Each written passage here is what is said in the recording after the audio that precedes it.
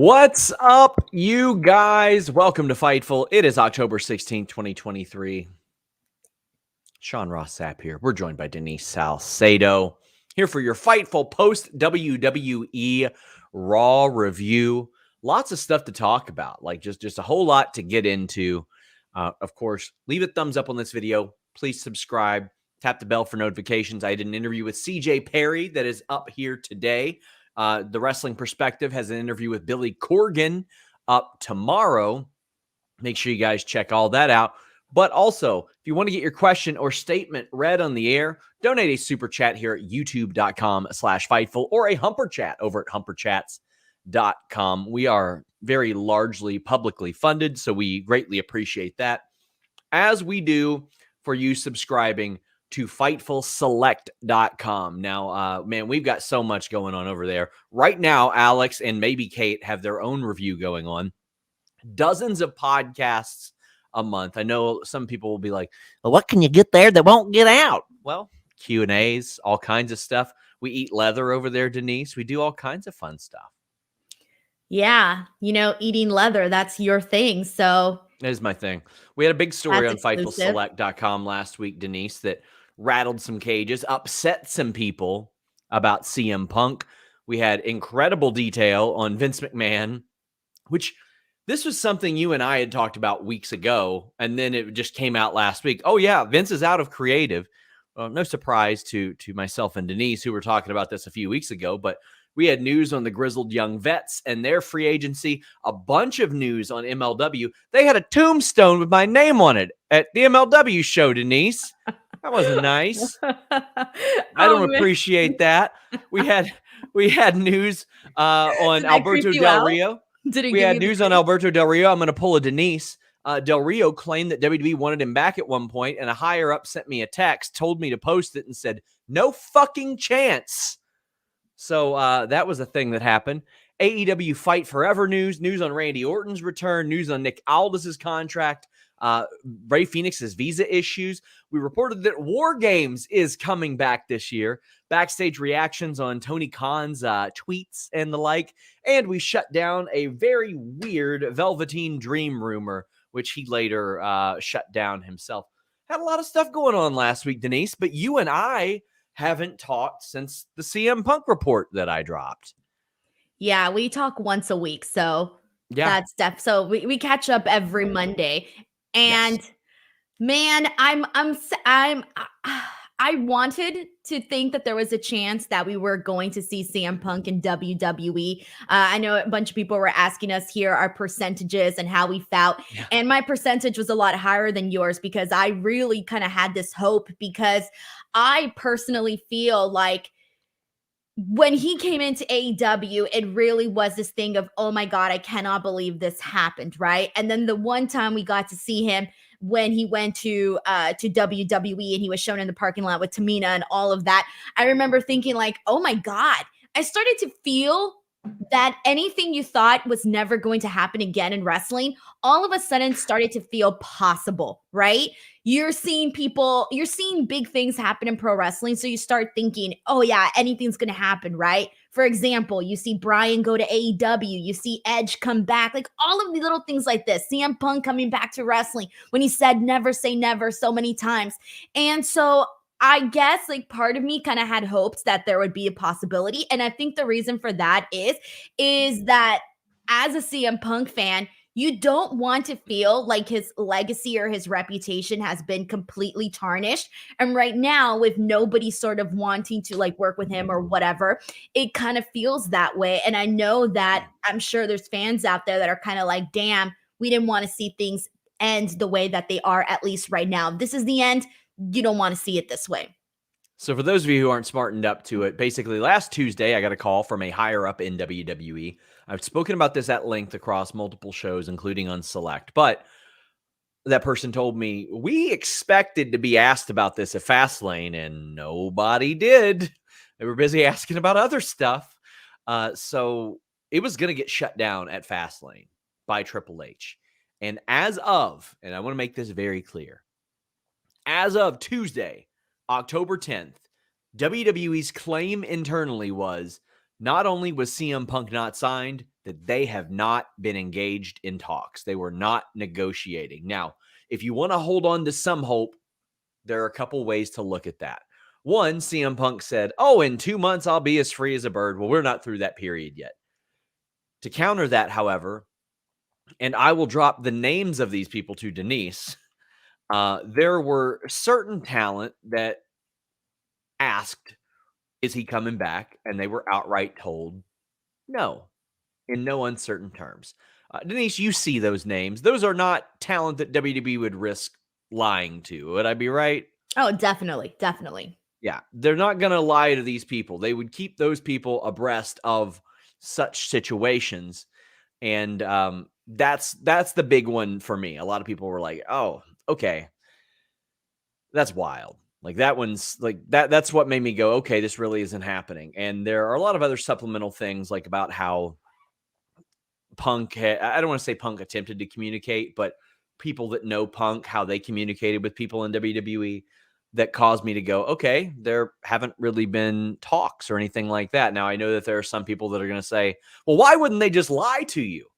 Well, that's not really the relationship of WWE in that capacity and media. Like, there isn't a situation where it really benefits WWE to outright lie to media, because then they alienate media, and not just them, but several others as well. There's not a long-term benefit to that. Like, what happens the next time they ask us to put out a ticket release blast? Well, go fuck yourself. I ain't doing that. It doesn't happen like that. That's just not the way that this works. And I know for a lot of people, they think, oh, they must be trying to work you guys. It's just not really how it works. We have professional relationships with these companies, with PR management, with higher ups and the like. Now, there are plenty of times they won't tell us things. And this would be one of those things that they simply don't. So if something happens in like early November and all of a sudden CM Punk and WWE are in talks, and I ask, I bet you they would not tell me that. But they also wouldn't outright say, no, we're not. No, we're not. A whole lot there. And again, please check my pinned tweet. It says, WWE feels like if they want him, they can have him. As of last week, their official stance within the company was not happening. That can always change. Which that within itself is pretty huge news too, because you could have imagined that there was a point where that was definitely not a thing. I remember, when Fox said that they were trying to get CM Punk and trying to get him on WWE, and WWE basically shut that down and said no. Yeah. Now, there one of the things I did bring up to that higher up was because they specifically said to me, we don't want fans having unrealistic expectations for Survivor Series. And I said, wait, y'all been making references nonstop on the show. And I had one person say, well, this one was an accident for sure beforehand. And that person would know. Well, you'll notice that since then, outside of Nakamura doing the GTS tonight, you weren't really seeing those on SmackDown or NXT or the like, even though you got people like this saying, Reigns using the John Boy line on SmackDown, the same verbiage used. Come on. I saw people saying that LA Knight in the sunglasses with Reigns' reflection is, look in my eyes, what do you see? Cut it out. Wait, someone said that? Yes, it got a lot of retweets. It was very, very ridiculous. No. Very ridiculous. I can't believe it. I feel like there are some things where I'm like, okay, I can see your point, but then there's things like that. Then they kind of just ruin it for everybody, because then your theories start to get so far-fetched. And it's the same thing we see on social media across the board, people trying to fit their narrative, right? And that's wild to me. The LA Knight thing, oh my God, I would have never gone there in a million years. That's wild. They're like, oh, he's going to show up at Survivor Series. You're going to be so mad. Why would I possibly give a fuck? Like, why? I'm not working with the guy. I'm not the one in WWE who said, we're not in talks. I'm the one who posted the information of them saying that. I've also outright said, it's pro wrestling. They brought Warrior back a bunch of times. Marty Jannetty got hired like 9 times, and he said that he was screwing a rabbit today. That was today. I saw that, and I thought he was done posting that stuff on Facebook. I didn't know he was back to posting them. No, he never stopped. I need to follow. I'm sorry. I need to follow him on Facebook because I'm missing these things, and I want to see the craziness. I need to see crazy. We got super chats and humper chats. RS says, congrats to Denise on her new sponsorship. That's right. Denise is now sponsored by BlueChew.com, code Fightful. Anyway, Code says, Denise I tried the product. now. Approved. Wanna last TK longer. should probably put the phone down and try it too. Ryan says, you can really feel Triple H's influence on the shows, especially tonight. Really hope it's permanent, not just temporary, because the weekly TV shows are really good now. I have outright enjoyed Raw last week and this week. Not only that, I went over to Sour Graps and they even enjoyed it last week. So what are they going to do? Are they going to change the show name? Hell no, that won't last. That won't last. What if it, like, for a whole year straight, we just get amazing Raws? Listen, Denise, we have to cut into the bearded white guy screaming at the camera demographic here. We've got to do that. That's just something that we got to do. Saeed says, Triple H really cooked with this show since Ari made the call to take Vince out. And if Vince didn't have in writing that he had 100% decision-making on wrestling matters, he should be out permanently. So the word that I got was that Ari Emanuel wanted people to pretty well stick to the jobs that they were supposed to do. And he wanted Triple H to be able to do his job unimpeded and Vince McMahon to work on his own jobs unimpeded, which supposedly are focusing on the new television rights deal. Well, I would imagine that Nick Khan will probably take more of a lead on that. So I'm not convinced that it's all over. I will never be convinced it's all over. In fact, once they land the TV rights deal, I don't doubt that Vince goes, you know what? Now I can get back in the creative and do that. So I have a question. Sure. How far-fetched do you think? And I get, like, right now it looks like Vince McMahon was set up to basically be, maybe pushed aside right now, right? Yep. What if, I'm just thinking, what if? I'm going to become a conspiracy theorist. What if this was a way to get CM Punk back? I knew it. He's coming back. Vince's plan all along so that when ratings do go down, he can put the blame on Triple H if they go down due to the network changes and stuff like that. So that it could be like an easy thing of like, oh, well, see, Triple H was in charge of creative and the ratings are not good, so I should come back. By then, he'd be 80. I don't think Ari would even do it.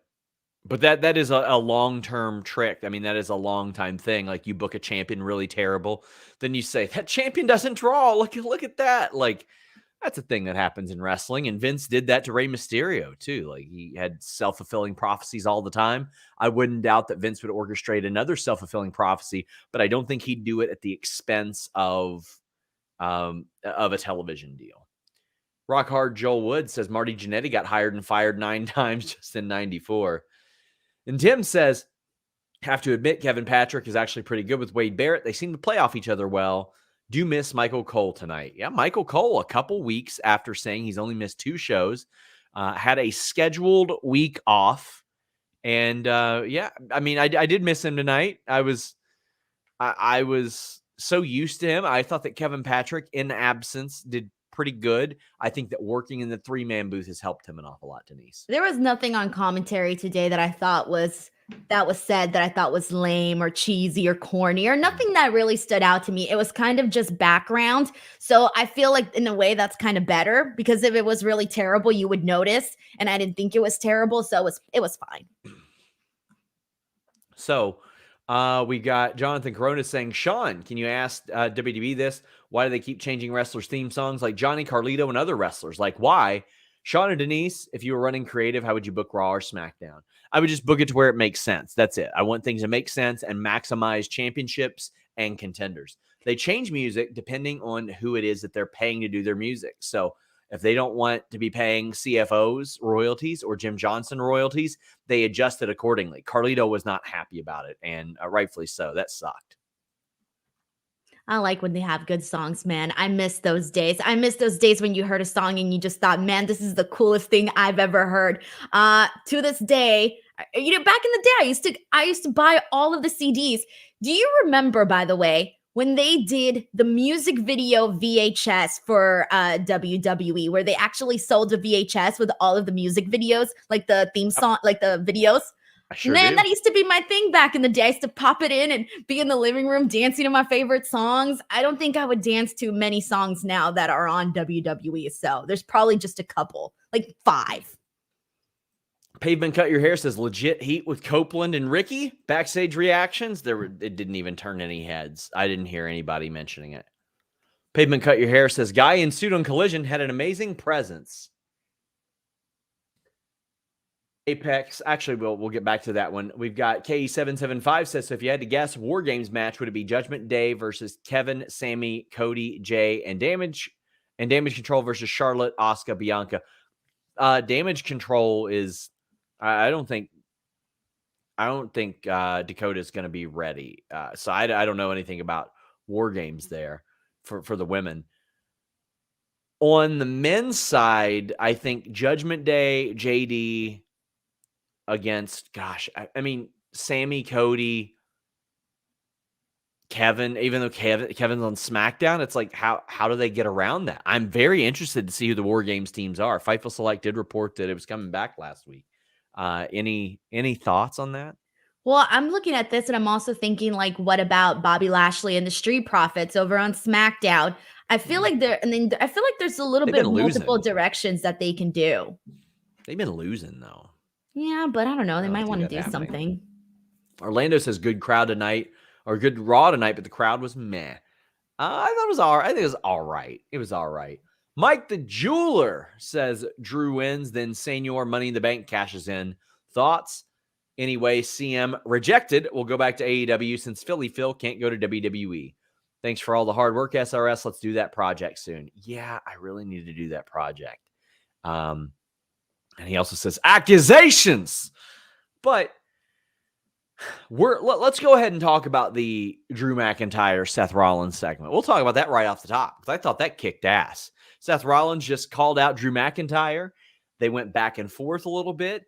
I thought they both had really good points. Rollins was like, you keep making excuses about why you're not champion right now. And Drew goes, yeah, they're good excuses. Nobody was there to help me. Why would I be there to help anybody else, including you? So maybe don't come out to the ring by yourself so you can get your ass kicked because I don't want to babysit you for 2 weeks. I want to get ready for a title match. And he's like, and if you don't think that you can come out here and get your ass whipped, maybe you look at the Judgment Day, maybe you look at Bloodline. And then Seth goes off. He's like, what about the Bloodline? Who really cares about the Bloodline? And Drew's like, I do, because they cost me the title reign in front of an audience that I wanted. And I loved Drew's line. He said, you need to be thinking long and hard about how you need to reinvent yourself for the 53rd time after I beat you for that title. That was a good burial right there. Like a subtle one, but a good one. I thought, damn, really calling him out right there for all the iterations of Seth Rollins that we've seen. And if I'm Jey Uso, I would be pissed because freaking Drew McIntyre out here calling him a creep for creeping up on Rhea Ripley. He is. I know, but you should be mad. You don't want anybody to outright be like, yo, dude's a creep. And so, but Seth did show Drew talking to Rhea in the background, implying that maybe they're in cahoots. That I love that. You want to know why? Because it reminded me of those shows. You know, those shows where this like super trashy talk shows where they go, oh, she was cheating on him. No, I wasn't cheating on her. And then all of a sudden they go, well, we got a video. And then they show the video and they zoom in and they're like, you see back here? That's literally what this segment reminded me of. I loved it. I thought it was really, really good. And later backstage, well, actually, we'll approach that after the Sami related stuff. We got Sami Zayn coming out, and he says, "You know what? I'm really, really excited for Kevin Owens to get to stand on his own on SmackDown. I'm excited to stand on my own here on Raw because I've not been able to do that in a long time because he went from the Bloodline to Sami and KO." However, Judgment Day come out and attack. Jay makes the save. And backstage, Sami is like, you know what? I appreciate you saving me, but that should be Kevin. It's like, and because you hit the bricks from SmackDown and Cody brought you over, it isn't Kevin. It isn't my friend. So now you have a championship and you have a friend in Cody, and I ain't got either one of those damn things here. Now, Sami thought better of it. It was a real babyface thing, I thought. It was really good. He went back and he's like, no, I'm sorry. I'm in my own head. To which Jey Uso said, I've got something for that. But I thought this was I thought this was really good. I'm loving the Jey Uso storyline. Like, he's trying to redeem himself. Some people trust him. Some people don't. Other people are stuck in the middle. But this is natural after years he screwed people out of their dreams.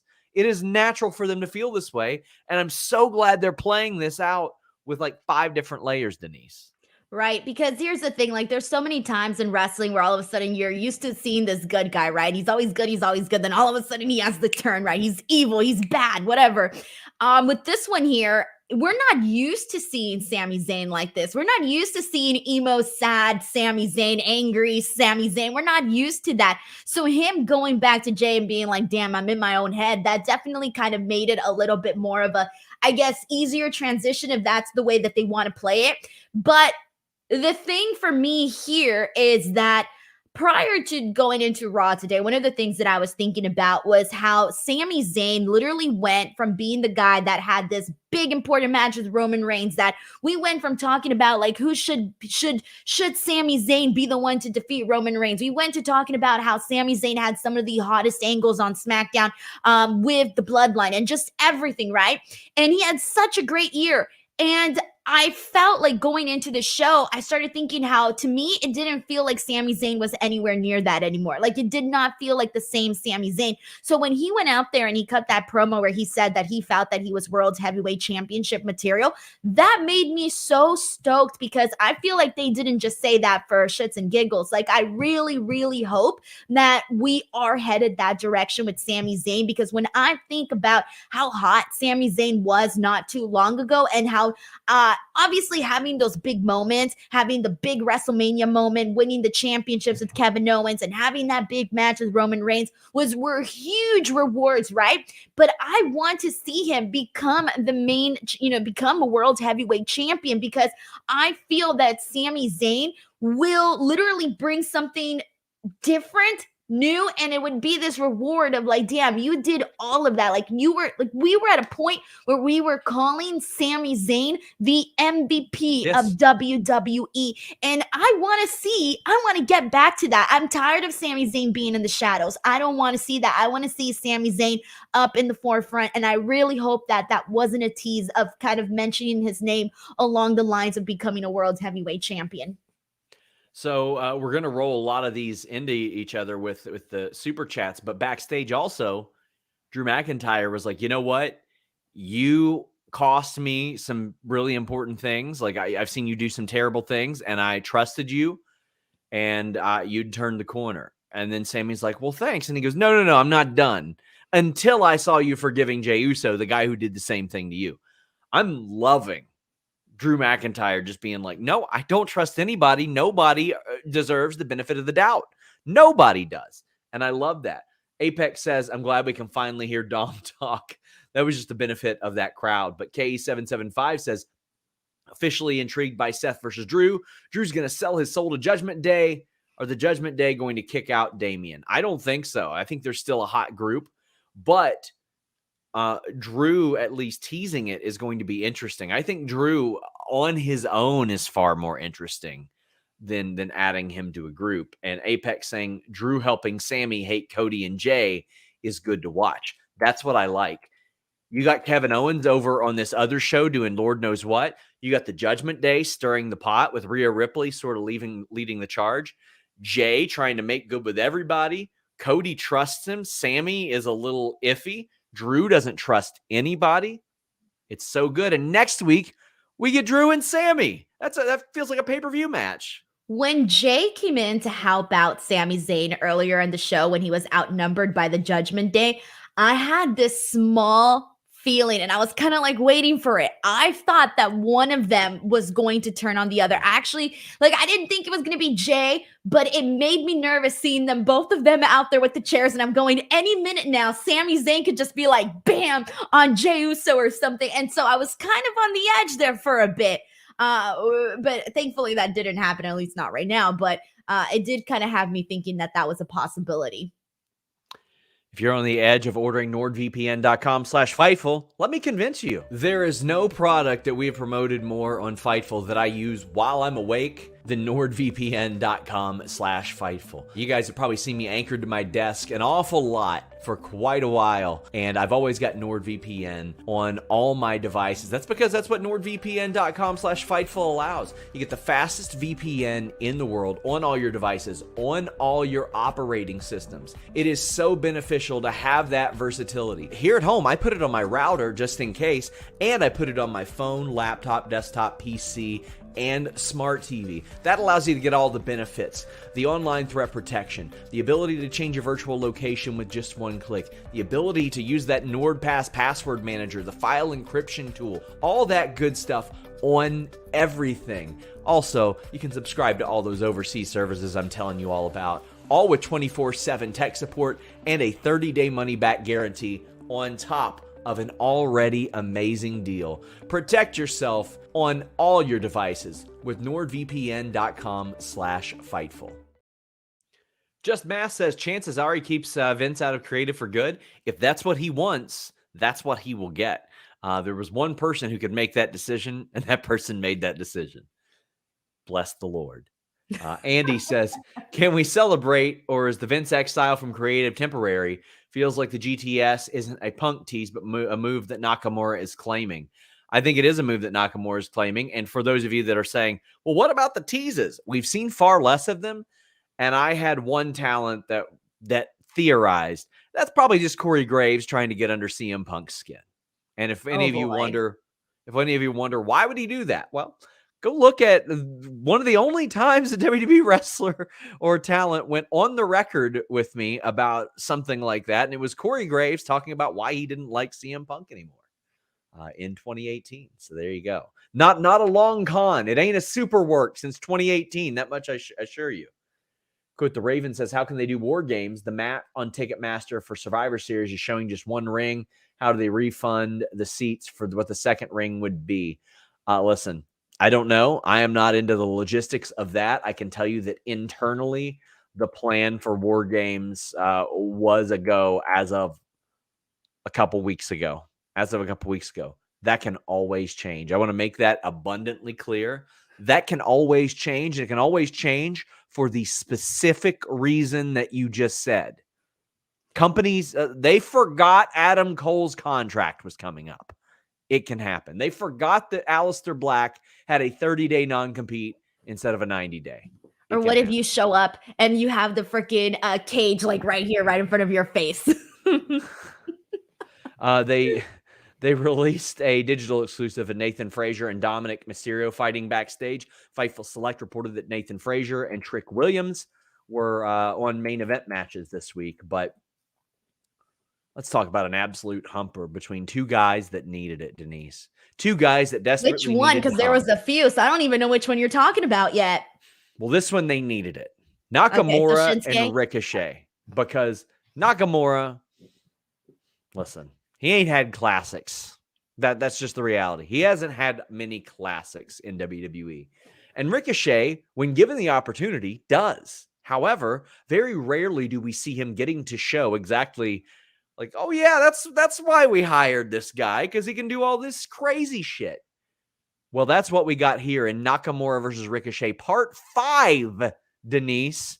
Nakamura wins, but this was unbelievable, especially that Ricochet shooting star.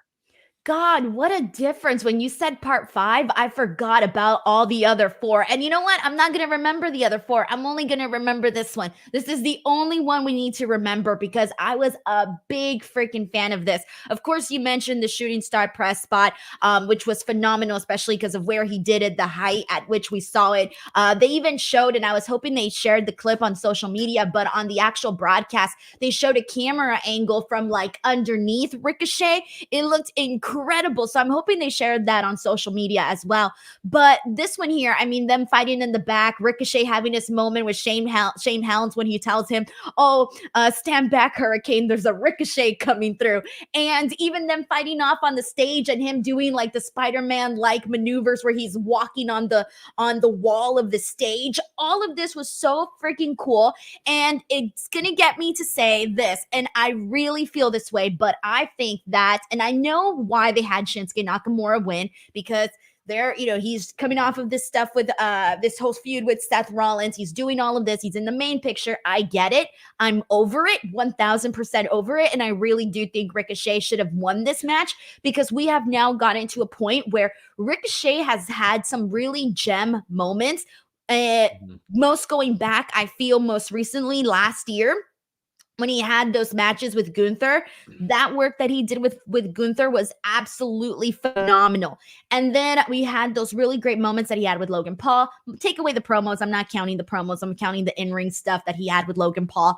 And now this match with Shinsuke Nakamura, I feel like Ricochet is always on the verge of something, but every time they have him take 3 steps forward, they then have him take 5 steps back without doing anything. So for me, I think it would have been much more exciting, much more of a moment if they would have had Ricochet win this match, because there's a lot more there, I think, to grab of instead of Shinsuke Nakamura. I feel like right now, the whole feud that he had with Seth Rollins, it was fine, but it wasn't spectacular in my opinion. And so for that reason, I'm ready to move on.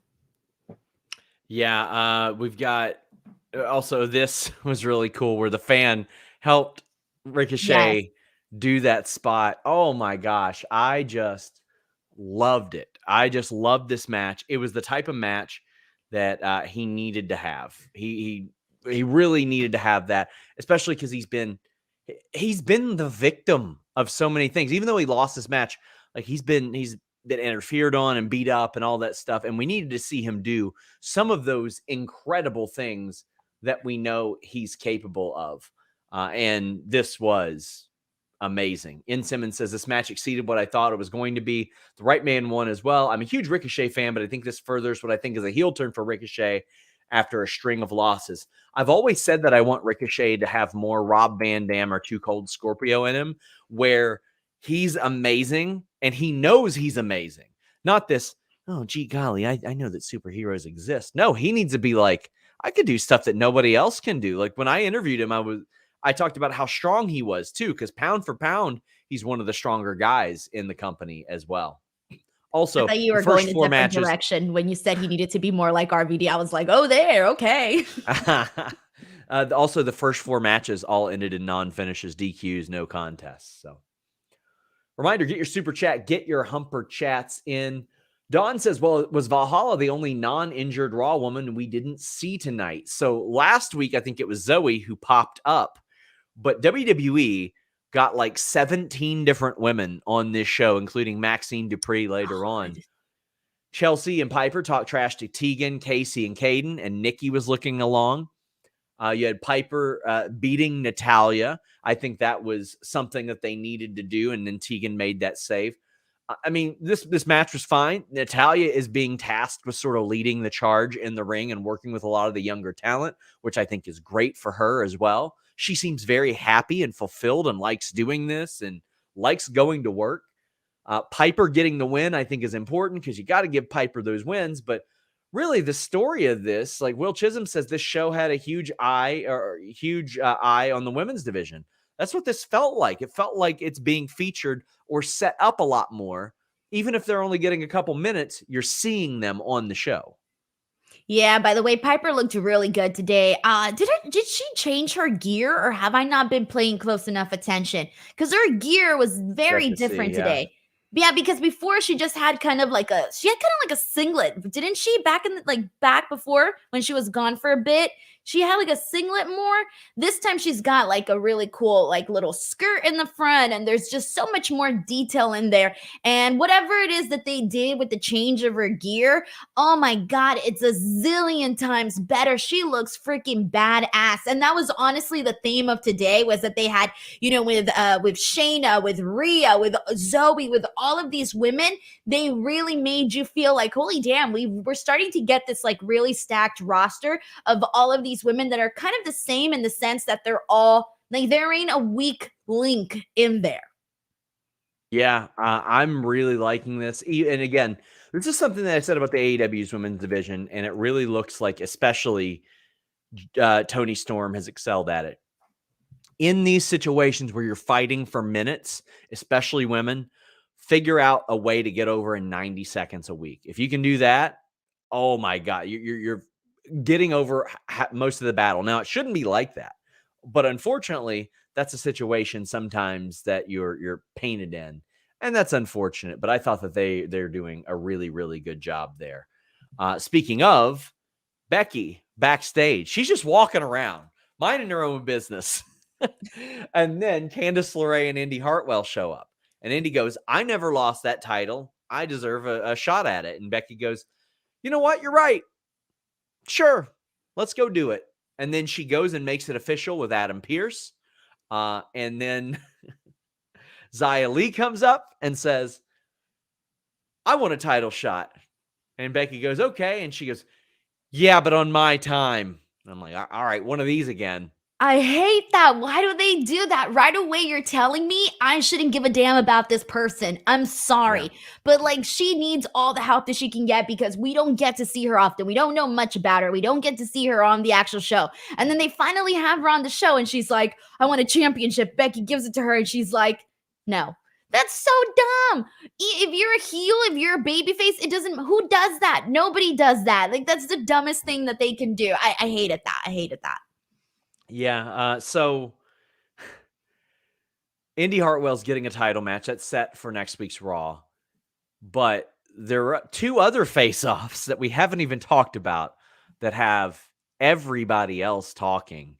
And oh boy, Denise, I think this is your night one WrestleMania main event right here. Dude, this is the match that I've been wanting. And this was the match I wanted at WrestleMania 39. I mean, I have been waiting for this match between Rhea Ripley and Becky Lynch for like God ever. And they had that. This is not the first time they've teased it. I forgot which Raw. Remember the one Raw? Remember. The one Raw where they had this tease, and then that was it. Like, we never circled back to that. And so here, getting this tease again, I thought, okay, I'm liking this, but are we going to do something? We'll see.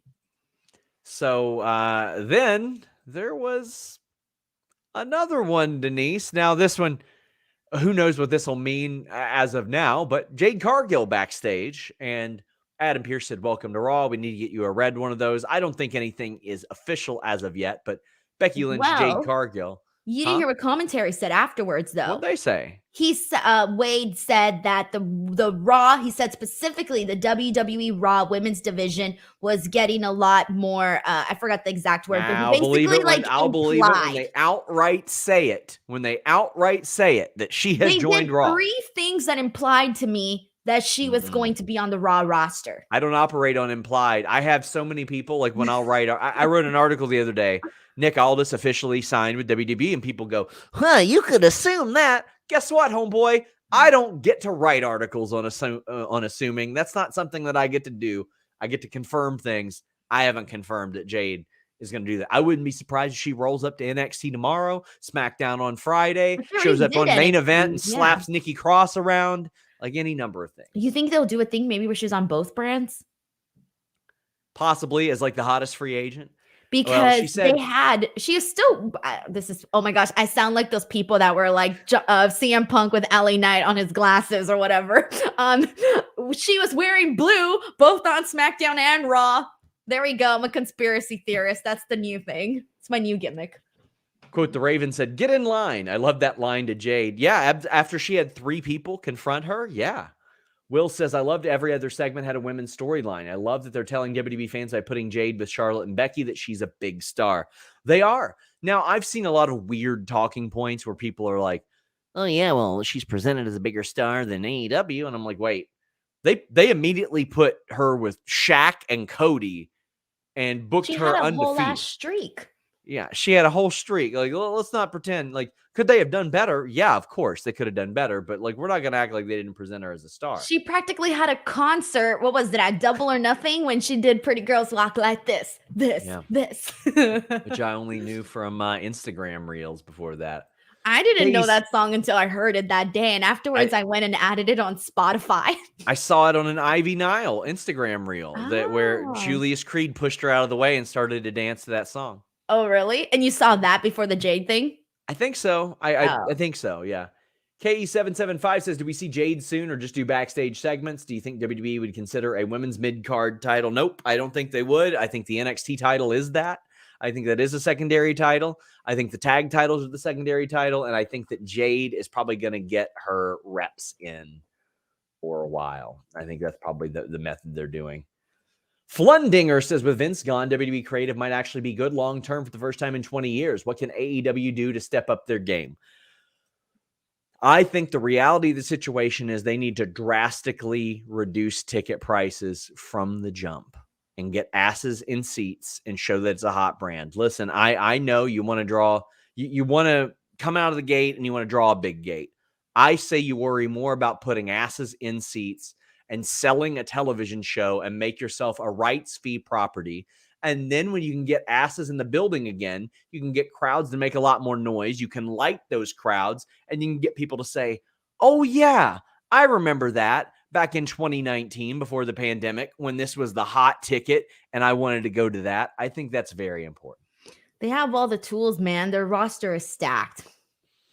Yep. Apex says Jade winning the women's rumble. Ah, man. She's the only one that I'm thinking right now, but I don't know. Depends on where she's at in terms of whether or not they think she's like in-ring ready by then. I mean, I can't imagine them holding her past the rumble and then having her be in the rumble and then not win with all of the promotion that they've given her. So to me, it feels like right now, if I were to pick anybody, it'd be Jade. I think with 3 months to go, I think it's going to be a wait and see. Like we'll see where anybody is, where anybody's at. I wouldn't be surprised. We've got an Imperium video package. Then Ludwig Kaiser defeats Johnny Gargano in a good match.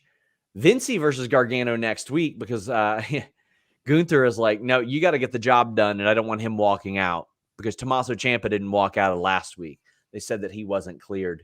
K775 says, were you surprised to see Johnny lose? Well, yeah, the Cleveland Browns and Johnny Gargano are not going to win in the same weekend. That's not the same. It's not going to happen at all. But yeah, I was kind of surprised. Although the story was Tommaso wasn't there to look after him, so that's why he lost. I mean, it's not a great story to have him lose because of that, right? But I personally, right now, I'm so digging what they're doing with Kaiser that I'm like, okay, let's go. And then did you hear Samantha Irving's new little ring announcement for him? I can't replicate it, but she did more of like a, oh God, she did it differently. I can't explain it. Cause you know, with Gunther, she usually like goes like Gunther, right? Yes. But with this one, it was like Ludwig Kaiser. I don't know. I can't do it, but it was different. Dream Ninja says AEW needs better promotion too. Collision is coming here to Wichita November 4th, and I wouldn't have known if it wasn't for WrestleTix. Yes, they do. They need to expand beyond Facebook and all that. They need to expand into radio. They need to do a lot better than what they've been doing. Local media, that's a big one. I know they're working to do more local interviews and stuff. Indu Share is back, but we don't see why. They're talking to Adam Pearce. But you got Alpha Academy backstage training with Akira Tozawa. New Day approach, and Gable says, you know what? We're going after the tag titles, and I'm going after the IC title. New Day took exception to that, and it was a very friendly challenge. And they're like, all right, first time ever, next week, let's do this. And they all had a little laugh and shared some moves with Akira Tozawa. First off, I love Tozawa training with Alpha Academy. Give me that all day. I love Maxine teaching them Pilates. That's great as well. And I like this method that we're going where sometimes we see babyface versus babyface and heel versus heel. Like, why not? That keeps it much more fresh, Denise. Akira Tozawa was the MVP of this. Akira Tozawa is the only thing I want to talk about in this. He was so freaking funny, man. Like, that dude just gets comedy. His facial expression when he was holding the 5-pound dumbbells. Oh man, this was great stuff.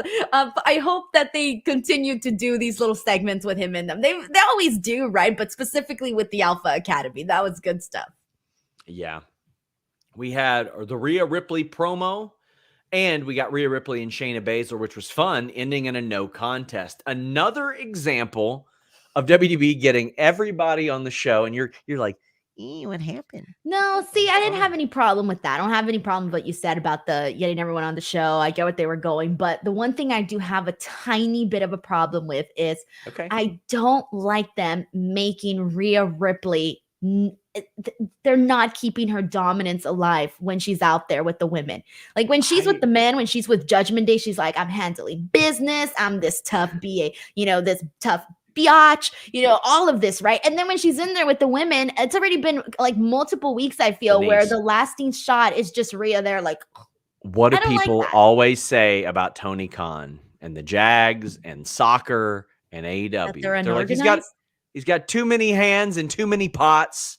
That's what Rhea's got right now. She's trying to be a manager. She's trying to be on NXT. She's trying to handle Judgment Day. She's trying to fix all their issues, and it's coming at the expense of her. And that's why she went to Adam Pearce afterwards, after Nia and Raquel ran in, and then Zoe ran in and went to a no contest. She is like, keep people out of my damn matches. And for some reason, Adam Pearce said, why don't you keep control of things? That ain't her job, Adam Pearce. What the hell? What are we doing? Dream Ninja said this was an excellent Raw. Great in-ring action all night. Loved the women's segments. Wanted Rhea to challenge all the women instead of AP. Yes, that's what I would have had different, as Apex Caliber says, Rhea versus Roman intergender match for Tribal Chief. I think that Rhea should have said, you know what? If you can't keep them all out, put them all in, and I'll whip all their asses at the same time. Exactly. To me, the thing that's most charming, that people gravitate towards Rhea, is her dominance. Like, that is who Rhea Ripley is. And I want to see that across the board. So yeah, it would have been better if she would have been like, I won all of these girls for messing with my match, blah, blah, blah. I think that would have made more sense. But yeah, I don't like it when they make Rhea Ripley not look like she's the very best. I don't like it. Especially not continuously. Hawkeye Sniper says, went to SmackDown Denver and then Dynamite Broomfield. Every time AEW is in town, tickets are 2 to 3 times more expensive. They need lower prices for the weekly show. I mean, I don't know if that's accurate about prices, because I've seen WWE's prices, and there's a reason they're getting the highest gross. But also, the difference is WWE is drawing at that price as well, which is why they're setting gross record numbers. Jabbar Lewis says the only thing missing in the Alpha Academy New Day segment was R-Truth. Can't wait for his return. Well, how about this, Jabbar? How about the return of all the cereals you know and love?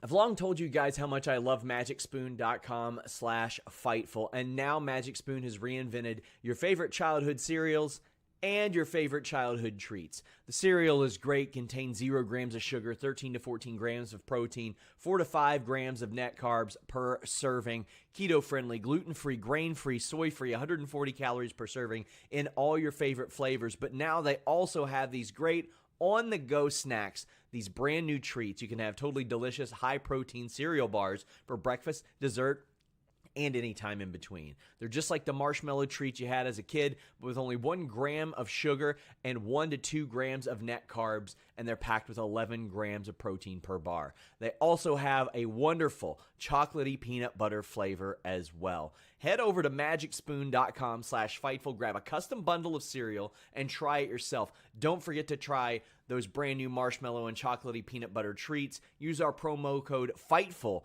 at checkout to save $5 off your order. And if that's not enough, they are backed with a 100% happiness guarantee. If you don't like it for any reason, they'll refund your money, no questions asked. You have nothing to lose by trying these delicious new treats and all the classic cereal that you love. MagicSpoon.com/Fightful and use the code FIGHTFUL to save $5. Guys, please leave a thumbs up on this video. We greatly appreciate it. If you're watching even during the fact, after the fact, during the ad reads, comment either in the live chat or our comments your favorite part of WWE Raw. And Quote the Raven is saying, is Magic Spoon really that good? I was going to pull out the wrapper that I had because I was eating one of those bars during the show, actually. But cinnamon roll is my favorite. Love Magic Spoon. Miz does an interview backstage, and he quickly gets cut off, and Nia cuts a little bit of a promo. Okay. But let's talk about the meat, Denise. Yes, finally. It's what I'm here for. Let's go. We got a badass match. Now, I went back and forth with Jimmy Van a little bit. Jimmy Van was like, oh, I think that Gunther has the best title reign in WWE, the best Intercontinental title reign since Randy Savage. And I'm like, listen, Randy Savage successfully defended the Intercontinental title one time that went over 8.5 minutes on TV or MSG during his reign. Gunther is having kick-ass matches all the way through his title reign. He had an all-timer against Sheamus. He had an all-timer against Drew and Sheamus. He had a great match against Kevin Owens. He had a great match against Tommaso Ciampa. He's had this one. He's had great ones against Gable. He's going out there all the time and putting on slappers. Ricochet. My God. He's had several against Ricochet now that I think of it. He's just put on, just incredible matches. This is a special run. This is the man making the title, not the title making the man. And guess what? Bronson Reed loses clean as a sheet. Does not hurt him at all. Orion Ben says, everyone asked why re-sign Bronson? Eat crow.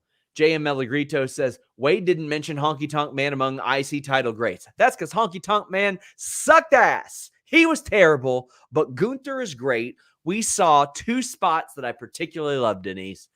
Death Valley Driver from Bronson Reed. Powerbomb from Gunther. Get the hose and turn it on full blast. This one humped. Dude, there was so much in this match. I think within a couple of seconds, I was oohing and awing the whole entire time, like after every move. There was one moment, basically what it was anytime these two touched, you like, even if it was just like them running into each other, right? Trying to take each other down. It was like, you can hear the sound of their skin just clashing against each other, just louder than like anybody else before. The chops that Gunther was going and giving Bronson, I felt like we've seen anytime he's in there, it always feels like he's giving it his all for that person. But damn, I really felt like he was giving it dropped to like 3 F-bombs on the show. I really felt like he was giving it to Bronson Reed like a whole lot harder. I don't know if maybe it was just because it looked harder because of Bronson's size. I don't know if it was an illusion or something, but it just looked a lot like he was just going and hitting him with those chops a lot harder. There was one point where thinking, it was Bronson was just like standing there and we just see like Gunther trying to chop him down and he's hitting them from the back and he's hitting them from the front and he's hitting them from every direction. It was like trying to bring down a massive, massive tree.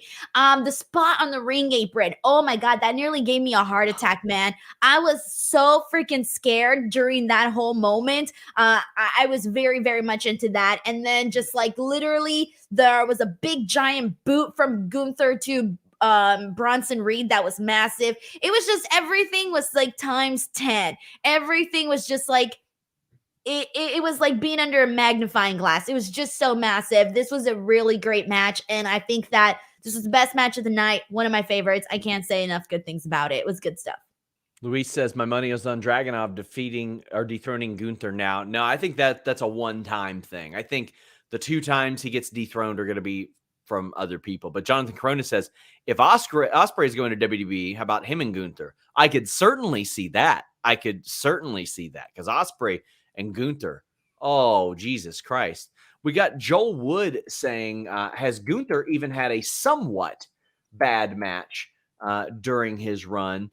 He has a legitimate case for Wrestler of the Year. He absolutely has a case for that. I wouldn't say a bad match. But there's not one match for me, is there? No, I wouldn't say bad.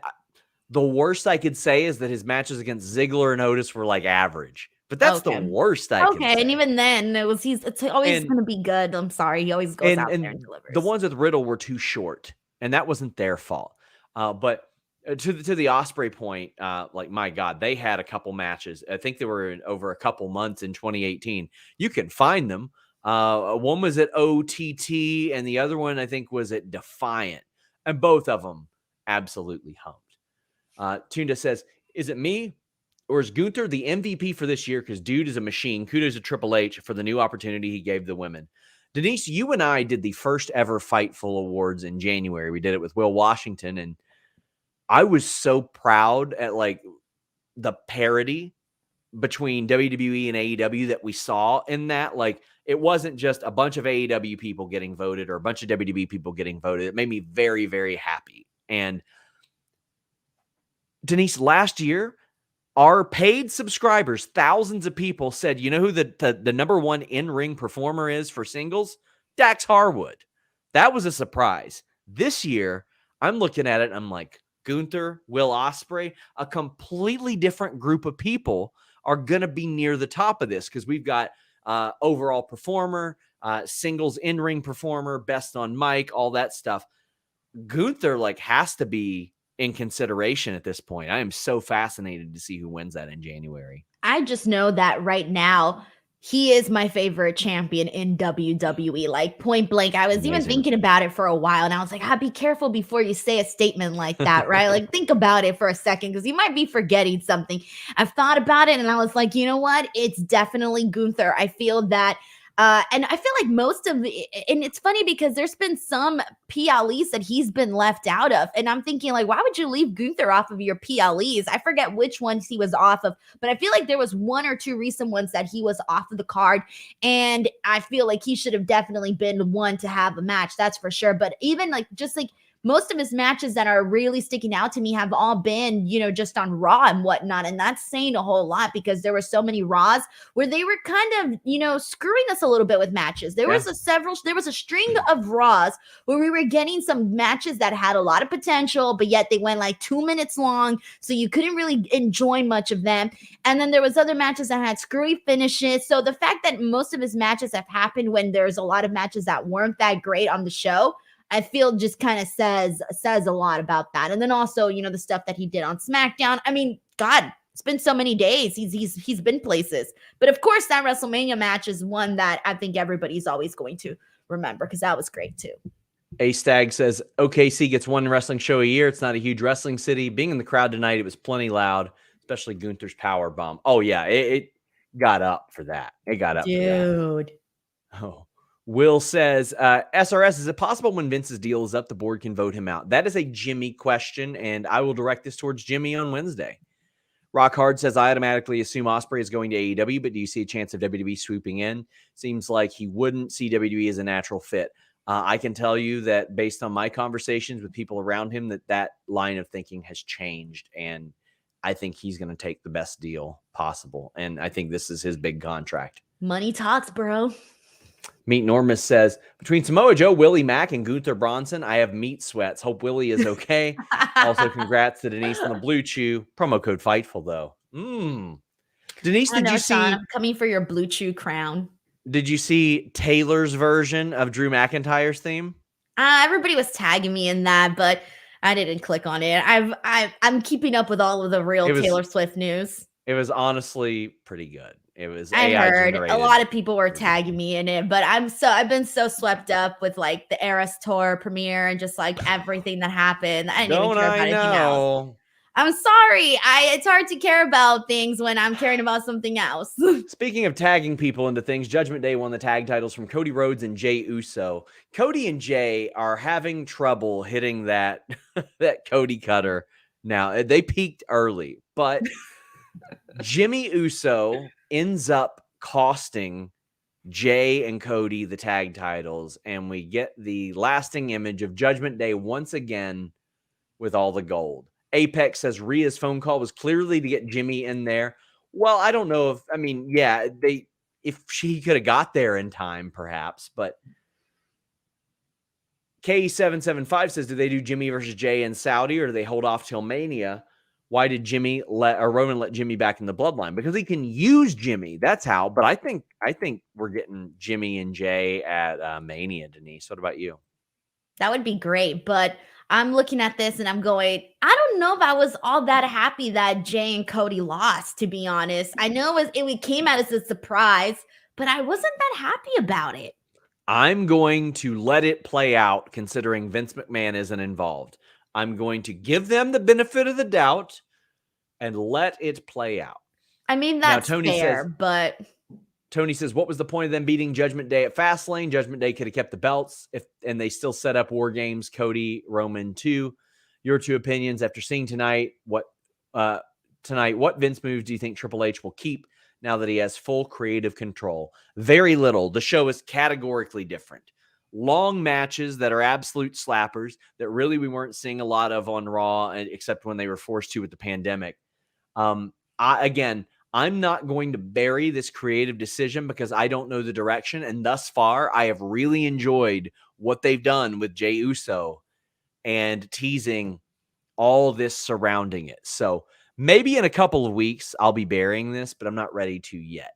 TK says the only thing that makes sense is Judgment Day repays the bloodline at Jewel, helps Roman beat LA, and that's the War Games setup. Still shocked. Yes, I could see a little, I'll scratch your back, you scratch mine, and then it all explodes for War Games. What do you see as, is there anything you're looking at and you're like, okay, I think that's going down right now? Dude, I don't know. I'm looking at this and I feel like the title change definitely came as a surprise. And that's why I'm looking at this and I'm going, I don't know if this is the best thing to go with, only because I was kind of getting tired of the Judgment Day holding all the gold. And I wasn't so crazy about that. And then like I'm still thinking about on SmackDown when they did the freaking, oh my gosh, who was it? The Judgment Day and the Bloodline alliance that they did there. I feel like that's something that we can resurface on there. What else? That's kind of it, man. We've got RS saying prediction: Drew and Damian double turn. Triple H foreshadowed this on Billions. Drew joins Judgment Day. Rhea gets hot for Drew. Dom gets jealous. Did you see that Billions clip? It was absolute dog shit. No, I didn't see that. Oh, it's horrible, Denise. Wait, what is it? What's Billions? It's Triple H talking to, I can't remember, Paul Giamatti, I think it is, on Bill. Oh, boy, it was so bad. So cheesy. No, I didn't see that. Hunter Tillman says, Dom lost a trick just to get the title back. Finn and Damian lost to Jay and Cody, get the titles back. What was the reason? Also, Jade and Becky face-to-face. That was some good shit, pal. It was. I like the teasing of all the Jade stuff and Jade just minding her own business. As far as what was the reason, probably to create moments, get you to think, oh, you know what? I got to tune in. I can tell you that, Fightful Select reported Mustafa Ali was supposed to win that North American title match. Like, he was supposed to win it. He had gear made for it, for the love of God. Like, North American title gear made. So, he was supposed to win that. And then NXT got the rug pulled out from under them, and they had to do a little bit of something. I don't think one has to do with the other necessarily. Hunter, thank you. You're always so generous to us. Evan says, if Randy's back for Survivor Series, where does he fit in? I personally think involved in War Games in some capacity, because if Cody had to make a call, well, who would he make a call to? His old friend, Randy Orton. You think they would already put him into a match like that, though, like War Games? You can really protect yourself in War Games. There's a lot going on. You don't hide all the bodies. Don't have to bump that much. Lots of weapons. Corey says, I think Damian paid homage to Ministry Taker. I tell you what, he paid homage to putting Cody Rhodes' ass through a table with a razor's edge. That was filthy. That looked really good. That was the highlight of the night for sure, for that main event. Excuse me. Him as Punishment Martinez was one of my favorite things about ROH. So I'm so happy to see him doing well and just in the mainstream scene.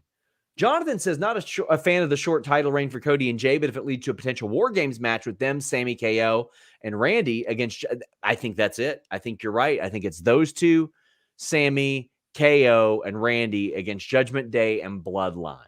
Like, probably Finn, Damian, Roman, Jimmy, Solo. I think that could be a good one. So many names, so many bodies. Ooh, that would be big. Apex says Orton being Cody's last obstacle before Roman. I would sincerely love the Royal Rumble to come down to Cody and Roman, or Cody and Randy as well right now. Like the final two? Yeah. Whew, boy. Dick the Cock Johnson says Gunther versus Ivar win hopefully soon. Ivar having a humper, man. Hopefully, yeah, you're right about that. I didn't even think about that. Get your super chats, humper chats in. We're heading down the home stretch. In Simmons says Jay does have a storyline with Drew for a singles run, possibly Sammy with Cody. I'm guessing this starts the road to Roman. He needs big wins, though. Well, yeah, but I mean, we are 5 months away. And also, the only big win you really need is the Royal Rumble. That is the one that you need. You think Jay can win it then? No?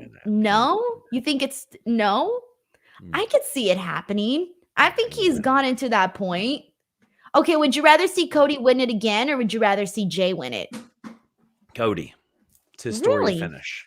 Yeah, well, I know that, of course. But I don't know.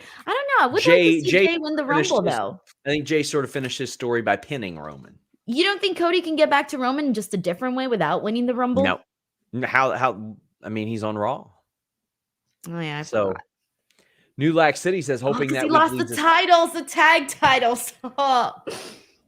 New Lack City says, hoping this week leads to Sammy getting some shine back because he really fell off after losing to Roman. SRS, please tell me the logic of this Cody Jay 9-day reign. It was clearly made out to be a big deal, all for nothing. Well, it was a big deal at the time. It was on Fastlane. They did their post-show thing. Like you maximize these moments. You make all these moments seem as big as humanly possible, even if they are a 9-day reign. And I'm completely fine with 9-day reigns. Sometimes you need those. Sometimes you need some unpredictability on your show, and you need people to say, "Dang, I should have watched Raw instead of that terrible Cowboys-Chargers game." Like sometimes you need that game. The Cowboys won that game. What was the score? The Chargers lost that game is what happened. It was like, but what was the score? 21-17. What's 21 plus 17? Who gives a shit? I got money on this game. 38. Oh, I think we won. I think we won $320. Cool Kyler says on my offers, WWE being petty with Punk since they know he's really had no options besides now that AEW fired him, unless it's a smoke screen and he's really coming back. I respect the pettiness. P.S. Ricochet and Shinsuke should be a best of 7. They've already done 5. I don't want to see him do that many more. No, Punk took shots at WWE, somewhat rightfully so. He took them before he joined, after he joined, all the time. WWE did not want to do business with him when he was with Fox. Vince said no. And here's the thing. I could see Vince also being petty and being like, all right, I'm going to make sure y'all got to deal with him now. Listen, I don't think it's out of the realm of possibility, but I can tell you as of last week, it was not the plan. It was not the plan. And let me look in the camera and say this. It's wrestling. Anything can change. Anything can change. Rock Hard says, chance of an elimination chamber when Cody wins and he chooses to cash in his title shot with Roman. He can't choose. It's for the other person who doesn't choose the Royal Rumble win. So if they could weasel him in there in some capacity, maybe. And Will wraps us up and says, this is the second time Jimmy screwed Jay out of a title match. That can also be the story. Yeah, it can be. I mean, naturally, Jimmy versus Jay is a story. Denise, tell the people where they can find you. YouTube.com/Denise Salcedo. That's the place to be. And social media is @_Denise Salcedo. Guys, FightfulSelect.com, working on a lot of great stories for you this week. Again, you're going to get it there before you get it anywhere else. And even if you get it somewhere else, you can't ask questions about the stories there and actually get answers. I've got Q&As. I got all kinds of stuff over there. $5 a month, or you can subscribe for a full year for $54. Give it a go, my friends. We appreciate you guys. We're back here for the Post NXT show on Tuesday. We're out.